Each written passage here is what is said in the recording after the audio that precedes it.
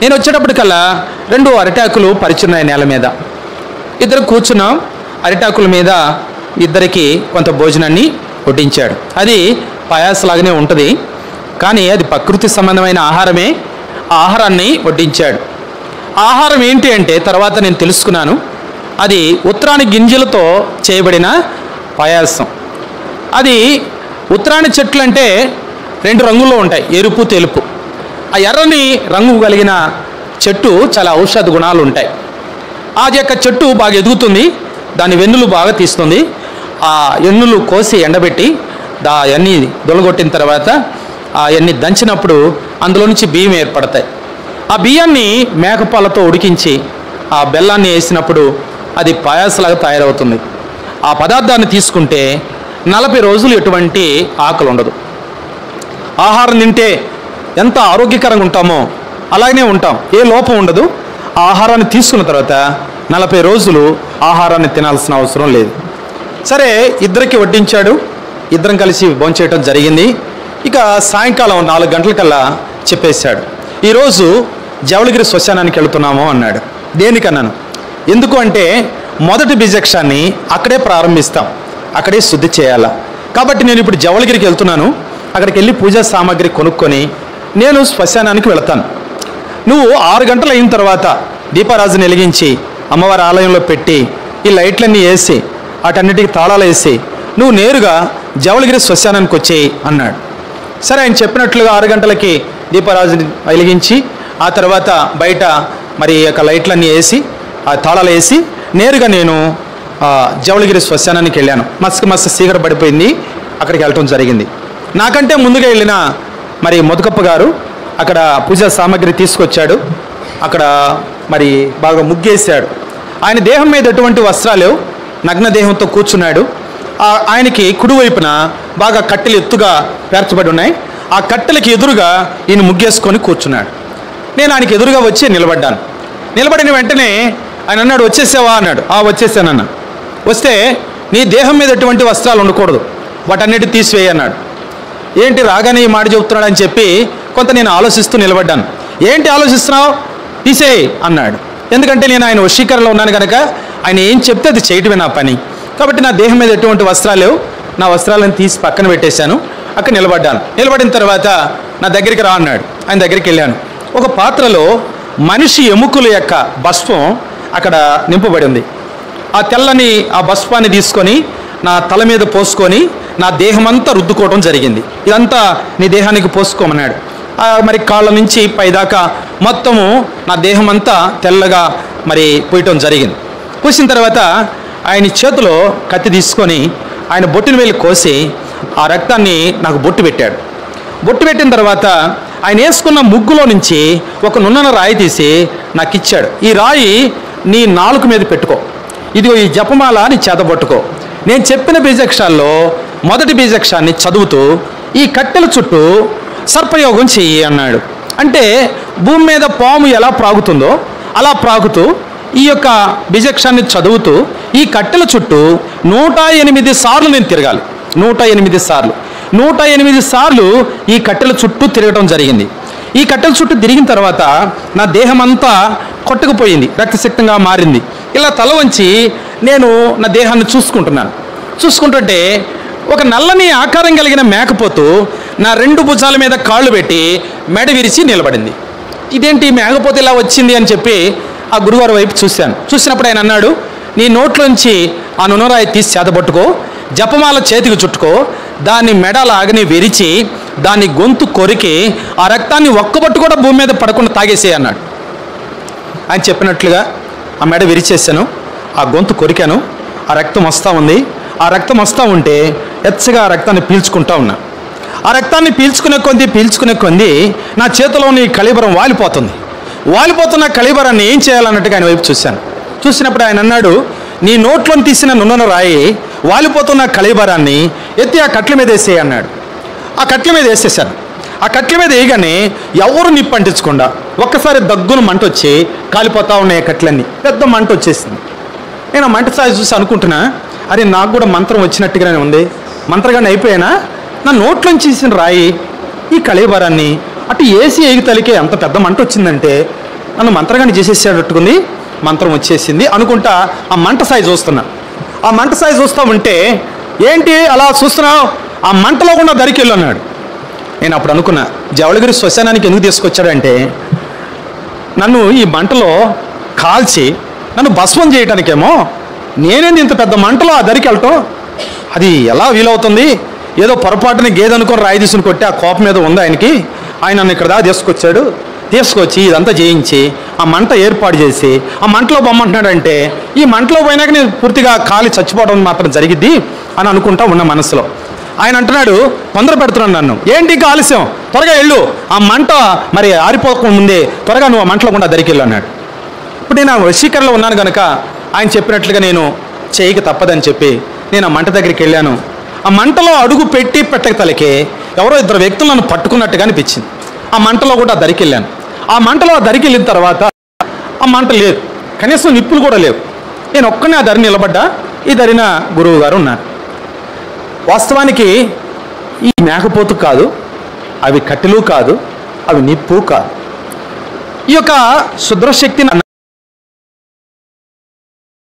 తిరుగుతున్నాడు. ఒకవేళ ఎక్కడైనా మీ అబ్బాయికి అపాయం జరగవచ్చు, ఎందుకంటే ఆయన మనుషులు తినే వ్యక్తి అని తెలుసుకున్నాం కాబట్టి అవసరమైతే మీ అబ్బాయిని కూడా చంపుకొని తినొచ్చేమో. ఆయన దగ్గరికి అయితే మేము వెళ్ళి మాట్లాడలేము, ఎలాగైనా మీరు వచ్చి మీ అబ్బాయిని తీసుకుని పండి అని చెప్పి వాళ్ళు మా తల్లిదండ్రులకు తెలియజేశారు. మా తల్లిదండ్రులు తెలియగానే వాళ్ళిద్దరు ఏడుచుకుంటూ మా తాతగారి దగ్గరికి వచ్చారు.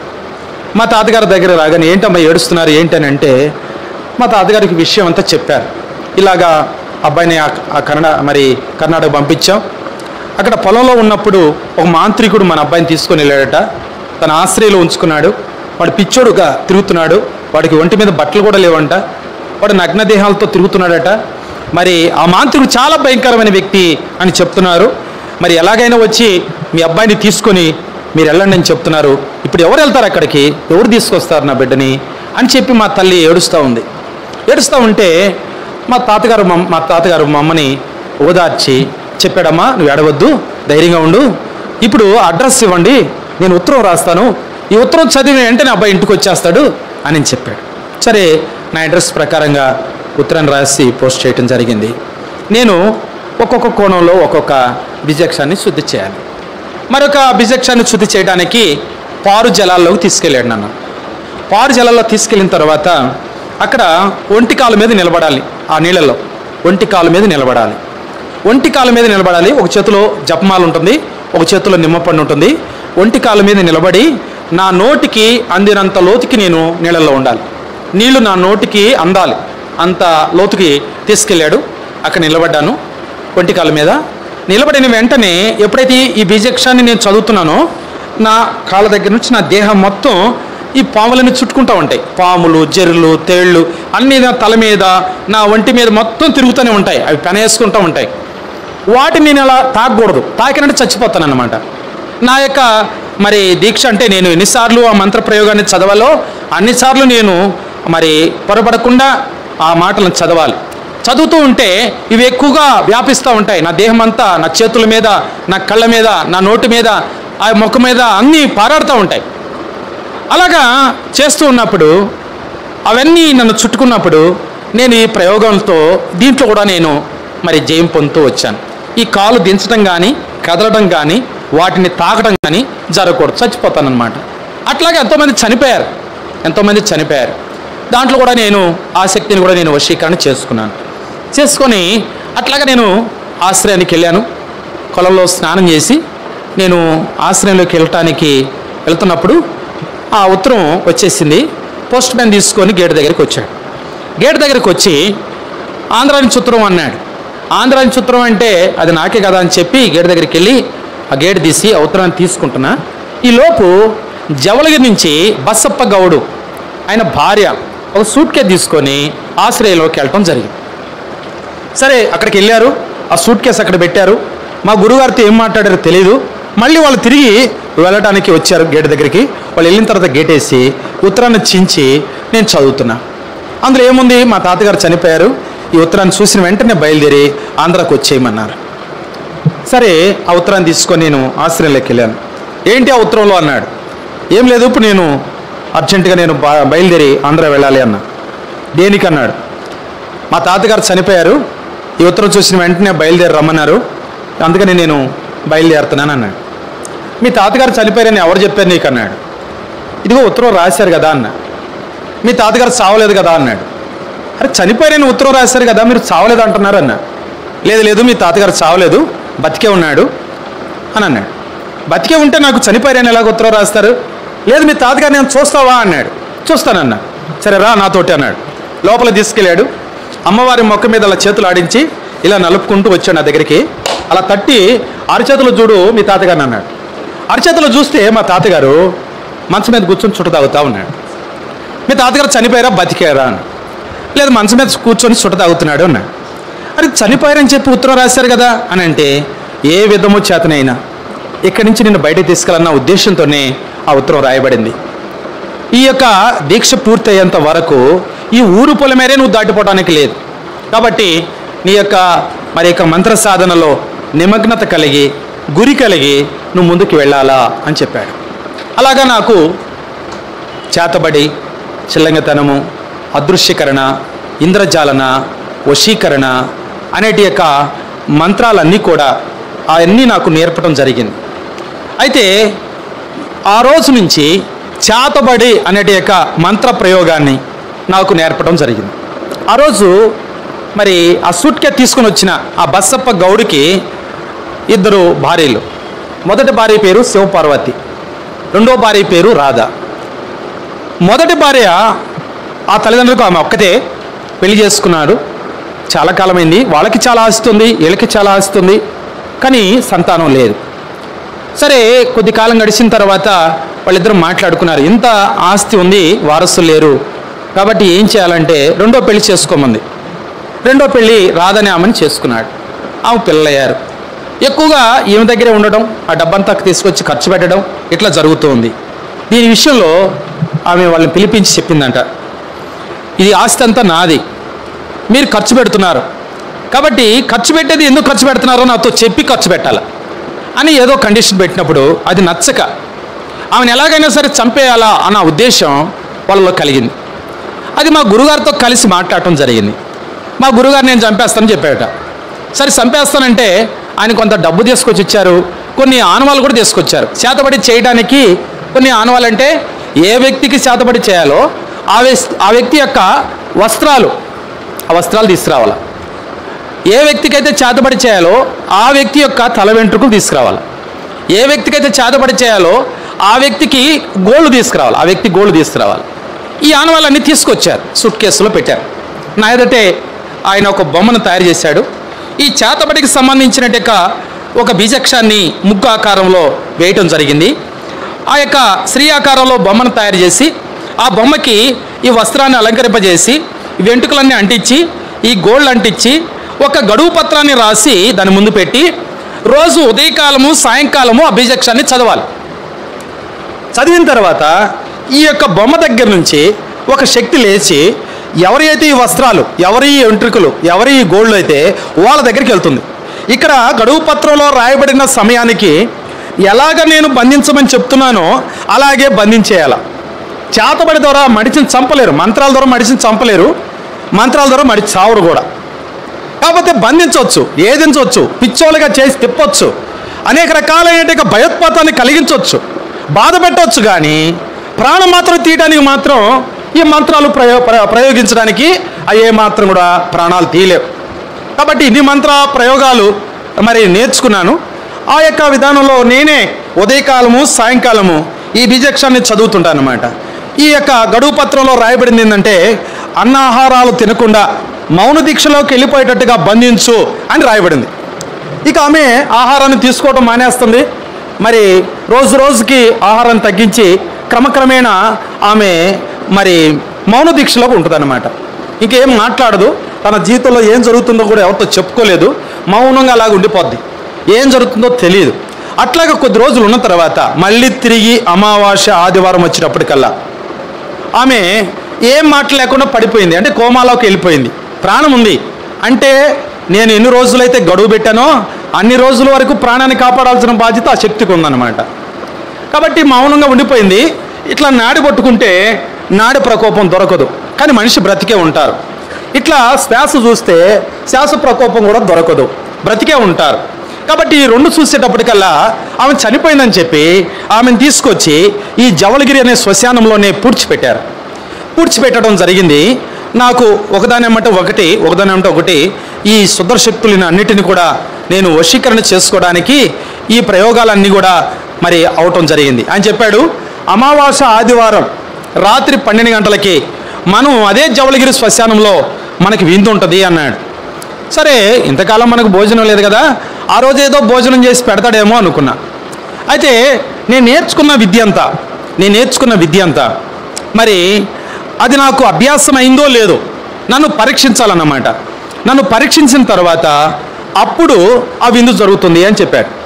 సరే, చదువుకున్న పిల్లలకు చదువంతా పూర్తిగా ఆ పాఠాలన్నీ అయిపోయిన తర్వాత వాళ్ళకి ఎలాగ పరీక్ష పెడతారో అలాగే ఈ విద్యంతా నాకు మరి అభ్యాసం చేసిన తర్వాత ఈ యొక్క సుదర్శక్తులన్నిటినీ నా వశీకరణ చేసుకున్న తర్వాత నేను వాటన్నిటిలో ఎంత నాకు ఇవన్నీ ఎలా అభ్యాసమైనయో, నేను ఎంత ఉత్తీర్ణ అయినానో నన్ను పరీక్షించాలి అలాగా చెప్పాడు. సరే నేను అనుకున్నా. ఆ రీతిగా మరి గడువు దగ్గరికి వచ్చేసింది. ఇక రేపు రాత్రికి మేము వెళ్ళాలి. ఆదివారం అమావాస్య రాత్రి 12 గంటలకి మేము వెళ్ళడానికి నిశ్చయం చేసుకున్నాం.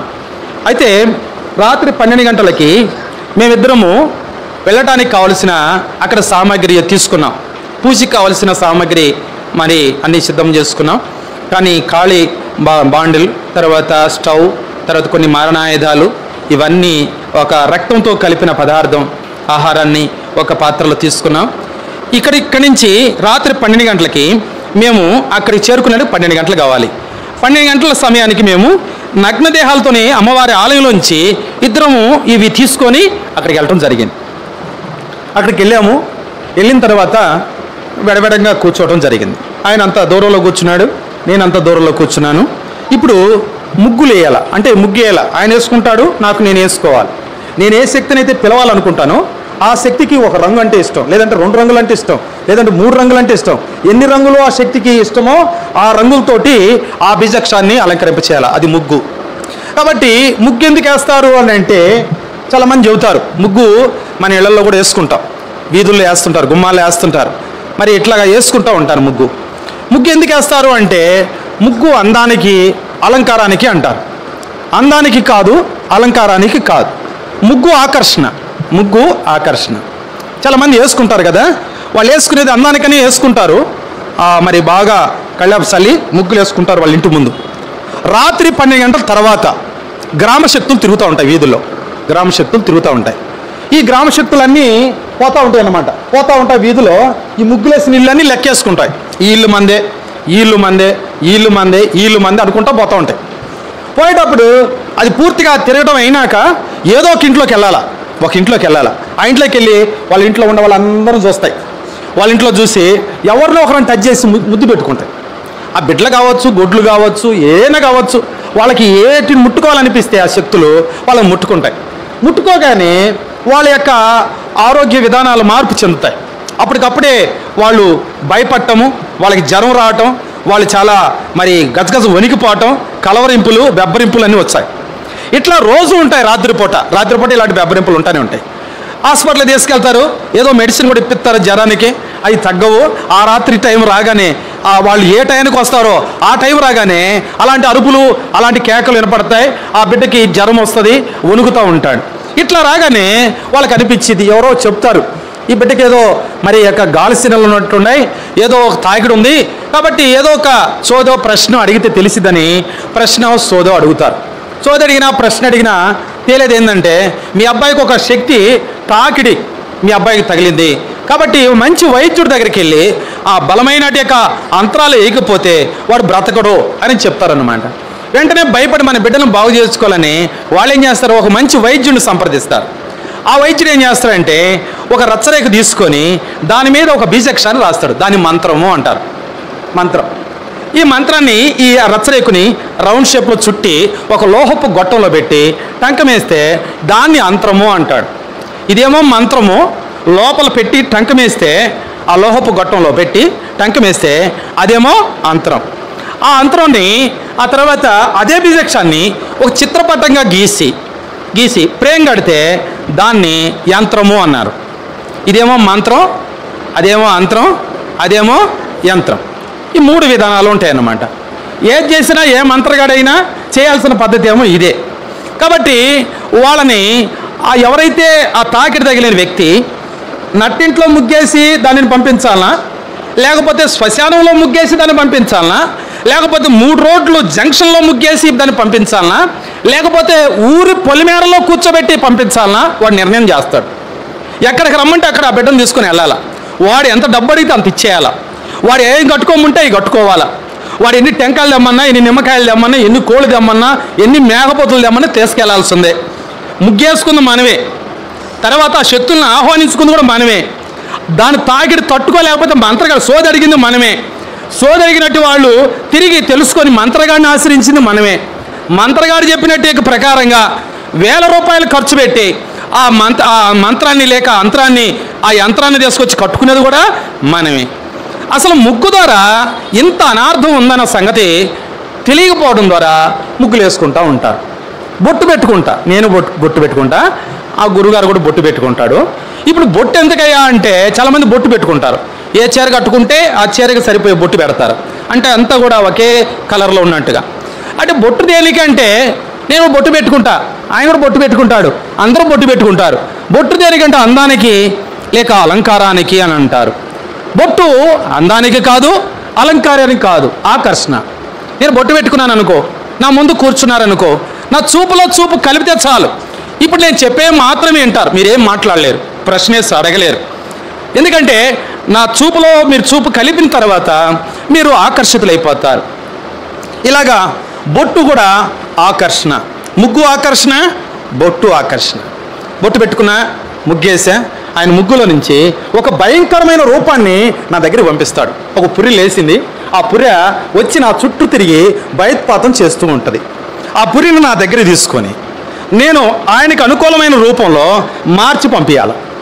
అట్లా పంపించినప్పుడు చాలా సంతోషిస్తూ ఉంటాడు ఆయన. మళ్ళీ ఆయన యొక్క ముగ్గులో నుంచి ఒక గడసర్పం లెగుస్తుంది. అది చాలా పుసుకొడుతూ నా దగ్గరికి వచ్చి నా చుట్టూ భయోత్పాతం చేస్తూ ఉంటుంది. ఆ తర్వాత దాన్ని నా దగ్గరికి పిలిచి ఆకర్షించుకొని నేను ఆయనకు అనుకూలమైన రూపంలో దాన్ని మార్చి పంపించాలి. అట్లా ఉత్తరపద్ధతురాలుగా 9 పర్యాలు జరిగిపోయింది. 9 పర్యాలు జరిగిపోయిన తర్వాత చాలా సంతోషంగా లేచాడు. ఎందుకంటే 101 వ్యక్తిని నేను, అప్పటికి 100 మంది అయిపోయారు. అంటే వాళ్ళు ఆ స్థాయికి రాల, చాలామంది అంత స్థాయికి రాల. కొన్ని స్థానాల్లో చాలా భయంకరంగా ఉంటాయి కనుక అవన్నీ కార్యసాధనలో వారు జయించలేకపోయారు, ఓడిపోయారు, అక్కడ ఆగిపోయారు, అన్నీ పూర్తి కంప్లీట్గా చేయలేదు. కాబట్టి గురువుగారి దగ్గర ఎంత విద్య ఉందో ఆ దీక్షకు సంబంధించిన విద్య అంతా నాకు దారబోసాడు. అదంతా కూడా నేను నెరవేర్చాను, పూర్తిగా ధైర్య సాహసాలతో నెరవేర్చాను. ఎప్పుడైతే ఇలా చేశానో చాలా సంతోషంతో లేచి చాలా చక్కగా మరి ఈ కార్యసాధనలో ముందుకు వచ్చాడన్న సంతోషంతో పైకి లేచి ఆయన ముక్కులో ఉన్నట్టు నిమ్మకాయ తీసుకున్నాడు, ఒక కత్తి తీసుకున్నాడు, తీసుకొని దాన్ని 2 భాగాలుగా కోశాడు. ఆయనకి ఎదురుగానే ఆ సమాధి, పూడ్చబడిన సమాధి, ఆ సమాధికి ఎదురుగా ఉన్నది. ఆ నిమ్మపండు 2 భాగాలకు కోశాడు. ఇటు భాగాన్ని అటేసాడు, అటు భాగాన్ని ఇటేసాడు.